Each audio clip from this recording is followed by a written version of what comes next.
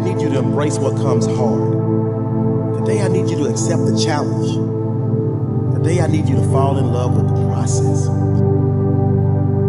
There will be plenty of opportunities to get discouraged, to lose your passion, and think that it's not meant to be. But if you're going to reach your destiny, you have to have a made-up mind. If you give up after the first time, or the 5th time, or the 30th time, what that really means is you didn't want it bad enough. There should be something you're believing for, that you are relentless. You are not moved by how impossible it looks. You're not discouraged by how long it's taking. You don't give up because people told you no. Your attitude is, if I have to believe my whole life, I am not going to stop believing. I am not going to take no for an answer. I'm not going to settle for mediocrity. I'm going to keep pursuing what's in my heart. And ask ourselves, what do I really want? What do I really want? And write it down. Writing causes thinking. Thinking creates an image. And you get these images going, you're building a vision in your mind. It's the visionaries that's changed the world. Think of that. But what keeps that competitive edge, what keeps you on top, is the ability to think and prepare mentally over and over and over again. The body has limitations, the mind does not. We focus so much on what goes on from the neck down that we forget it all starts from here. Everything starts from there. If you're not mentally ready, you're never really physically prepared. And that's where the preparation starts. What would your life be like as you look toward the future if you decided, I'm not going to allow my fears to stop me? And I'm saying to you, whatever you got to do it, because if you don't, life is going to whoop you until you surrender. So when you're young and you're making mistakes, don't let them eat you up. Because everybody that done made it, done made it. You got to fail in order to win. Hey, look, man, to understand how to hit the game-winning shot, you got to miss the game-winning shot. You know, you got to be tough because the road to success is always under construction. It's never a clear path to success. The people who become successful are the people who have a relentless attitude. And you just got to hang in there through the bad breaks, because the bad breaks is coming, but they usually come right before the big break is about to happen. You get a series of bad breaks and it stumbles up a lot of people. My life and my success is to say to anyone, you can stumble, you can fall, you can get back up again.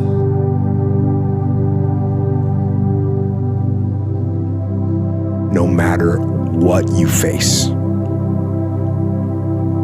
no matter how bad it is going to be, when there is a challenge, and by a challenge I mean anything in life, any challenge, anything that you're facing, the only way to overcome the challenges that you face is to start walking. Take that step every day, no matter what you are facing. Get up and start walking. I have the ability to see the end before the beginning even begins. And what that means is I know that to get to the very end, I can see it right now. So before I went to Buds and I was losing all this weight, I saw myself walking across the stage at 191 pounds. That's what I had to get to get into the door. I saw myself 6 months, a year later, wherever it's going to take me to do it, I saw myself walking across that stage, getting that certificate of graduation from Buds. And I was able to be there at 300 pounds. And that feeling, that I was nowhere near that feeling, I was able to put myself there 1,000,000 times every day. And that feeling of like, my God, that is going to feel amazing. That's what made me suffer. That's what allowed the pain to be real and say, this is worth it. I want to feel for this next 18 months. It took me 18 months to finally become a Navy SEAL, to finally, just get through buds. 18 months, it's 6 months. It took me 18. That's what woke me up every morning was, I'm gonna put myself through this much pain and suffering for a few seconds. That's all it is. A few seconds of joy. And it's so worth it, man. That's what people don't get. So I'm able to put myself at the finish line, even though I have no finish line, but at the finish line of an event before I even start them, and say, how are you gonna feel at the end of this? Visualizing this is my biggest tool of life. That's why I've been able to put myself in cold water, put myself in a 100-mile race millions of times before I've done it. And I'm able to go through the race and see how I'm gonna feel at mile 50.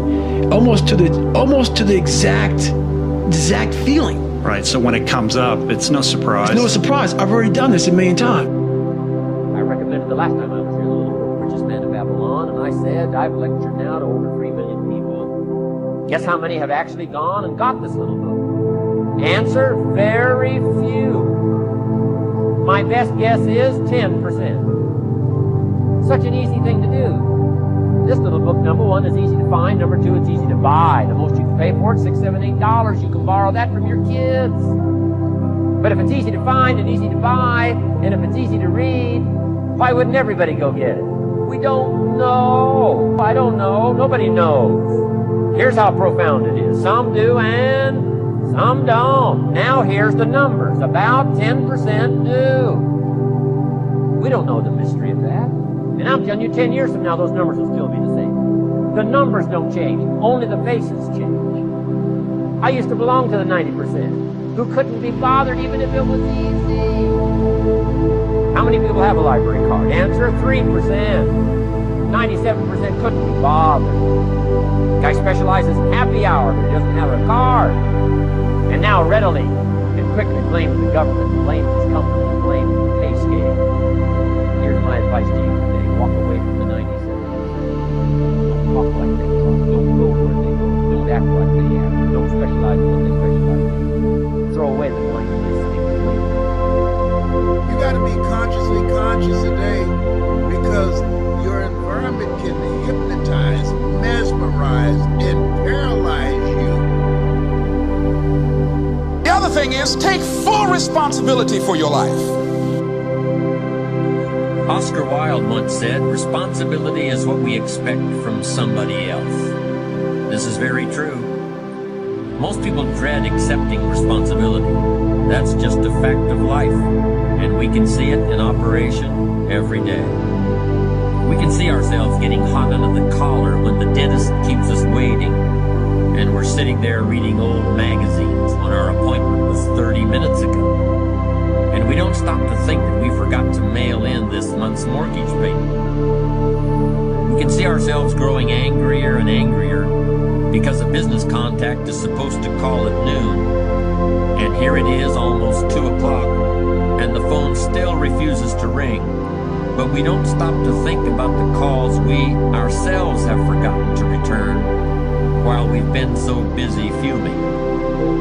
We can see ourselves writing an angry letter to the airline because a flight was delayed, but we don't write an angry letter to ourselves when we're late for something, even though that might not be a bad idea at all. Yes, we can see avoidance of responsibility all the time in both our personal and professional lives. And here's something else we can see just as often. We can see that most people aren't as successful as they wish they were. Do you see there's a connection between these two very common phenomena? I certainly do, and by the end of this session, I hope you'll agree with me. I hope you'll understand that it's in your best interests to take responsibility for everything you do. But that's only the beginning. I'm also going to suggest that many times it's even best to accept responsibility for the mistakes of others, especially when you're in a managerial or leadership role. I can hear you saying, what? Accept responsibility for someone else's mess-ups? Why would I want to do something like that? Well, that's a fair enough question, and over the next few minutes, I'll try to answer it.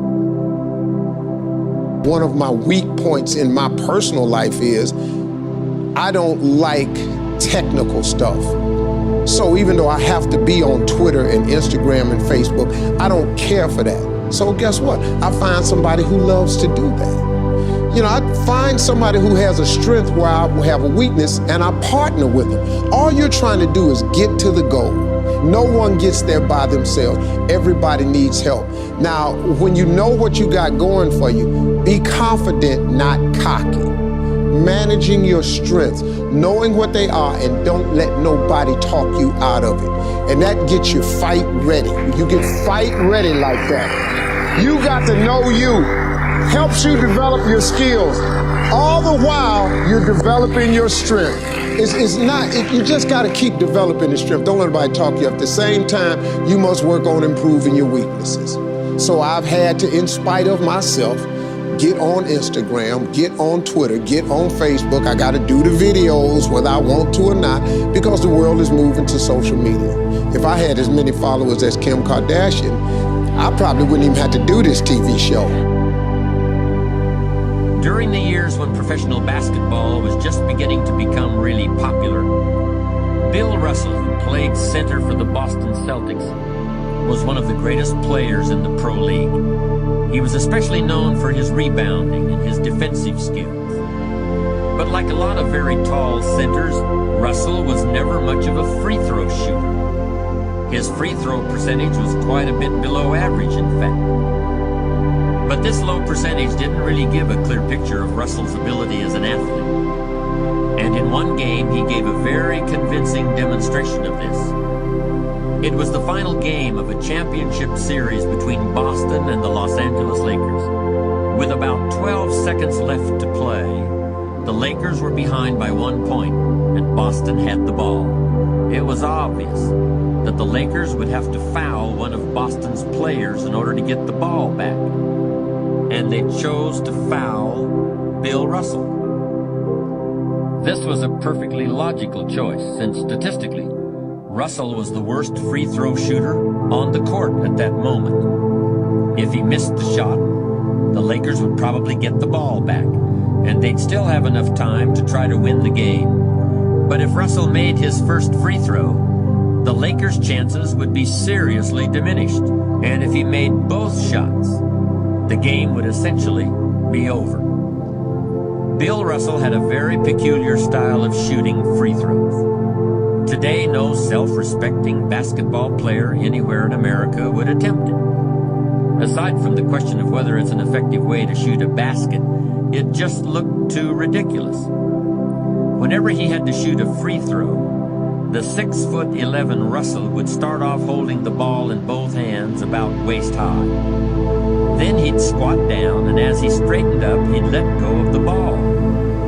It looked like he was trying to throw a bucket of dirt over a wall.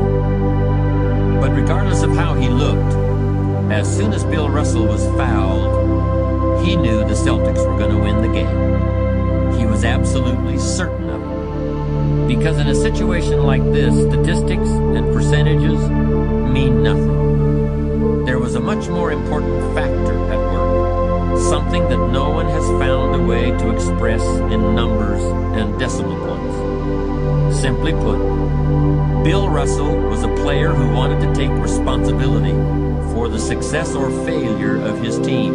He wanted the weight on his shoulders in a situation like this.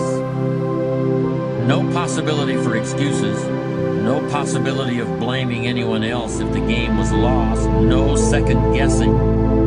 Bill Russell wanted the ball in his own hands and nobody else's. And like magic, even if he'd missed every free throw he'd ever shot in his life before this, he knew he was going to make this one. And that is exactly what happened. That is what virtually always happens when a man or woman accepts responsibility eagerly and with confidence.